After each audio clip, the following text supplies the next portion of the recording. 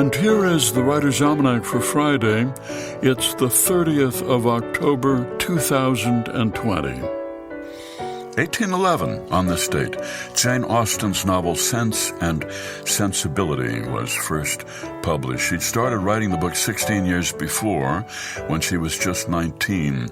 It started out as an epistolary novel told through letters, then she revised it into a narrative format, and then she set the book aside for more than 10 years.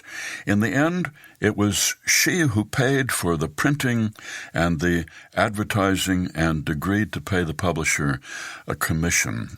Rather financially risky, but it turned a profit. And so the publisher agreed to put out her second book called Pride and Prejudice, came out 2 years later.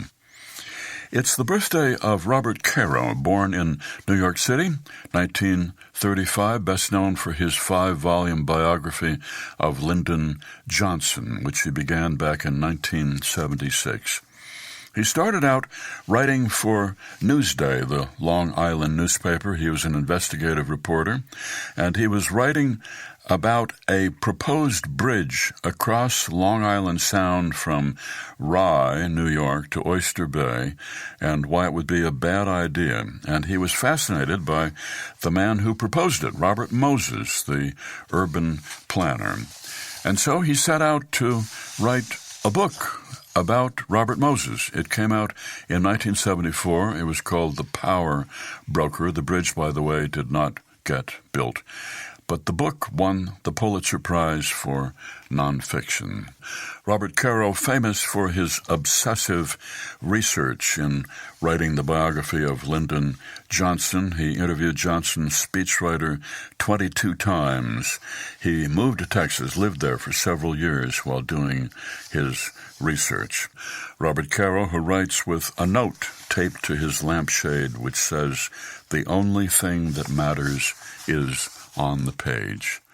And it's the birthday of the playwright and politician Richard Brinsley Sheridan, Dublin, 1751, author of The Rivals and School for Scandal, and who, as a member of Parliament, supported the American Revolution.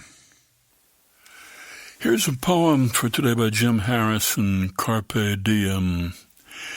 Night and day, seize the day, also the night, a handful of water to grasp.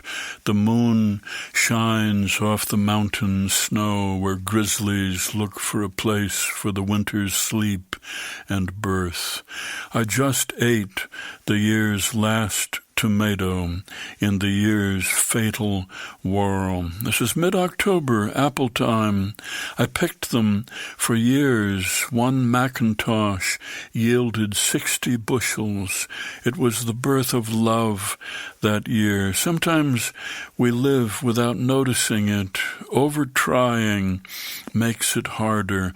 I fell down through the tree, grabbing branches to slow the fall, got the afternoon off.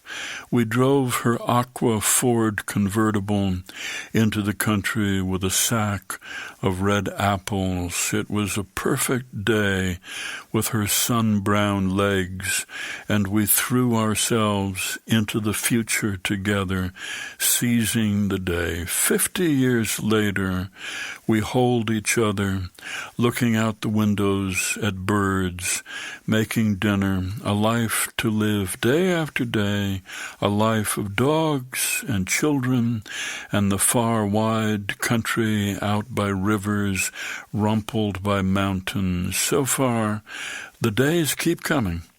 Seize the day gently as if you loved her. A poem by Jim Harrison, Carpe Diem, from Dead Man's Float, published by Copper Canyon Press and used by permission here on the Writer's Almanac. Funded by donations from listeners like you, now available on PRX for distribution by your local radio station. Be well, do good work, and keep in touch.